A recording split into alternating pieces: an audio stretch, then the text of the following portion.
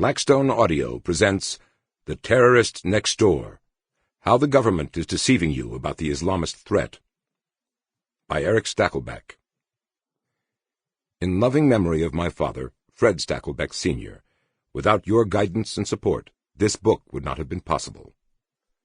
Foreword by Michelle Malkin. Blind diversity is suicide. Political correctness is the handmaiden of Islamic terrorism.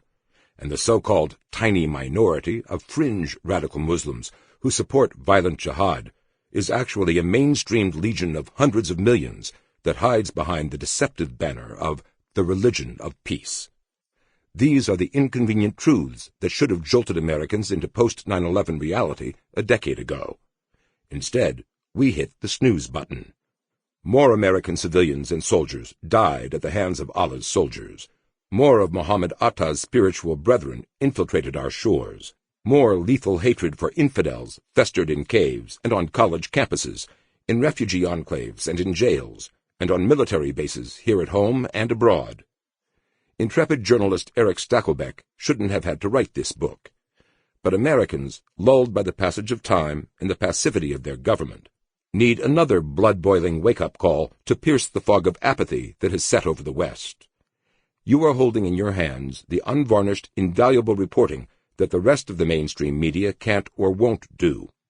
My friend Erick has traveled the world to interview terrorists who are plotting the establishment of a global Islamic caliphate and who have succeeded in Islamicizing large swaths of Europe. He has investigated fifth-column organizations on our soil that pledge allegiance not to our republic, but to Sharia law. In The Terrorist Next Door, he also blows the whistle on how the same reckless, open borders policies I exposed in Invasion 9 years ago continue to aid and abet jihadi sympathizers from Somalia and elsewhere. Erick's on-the-ground investigative work in Muslim enclaves and mosques covers every corner of our country. Jihad doesn't just threaten Washington, D.C., New York, and other metropolitan areas. It's spreading across the South and the heartland. Radical Islam's virulently anti-American, anti-Western virus has infected a swelling army of homegrown jihadist wannabes, not just the sons and daughters of Muslim refugees, as Erick shows you, but also white suburban women, ethnic gang members, and alienated geeks.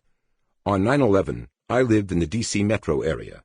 From a high-rise building in Montgomery County, Maryland, you could see the smoke plumes from the Pentagon, targeted by jihadi pilot Hani Hanjour and the suicide crew who hijacked American Airlines Flight 77.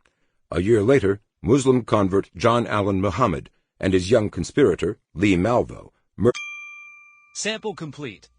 Ready to continue?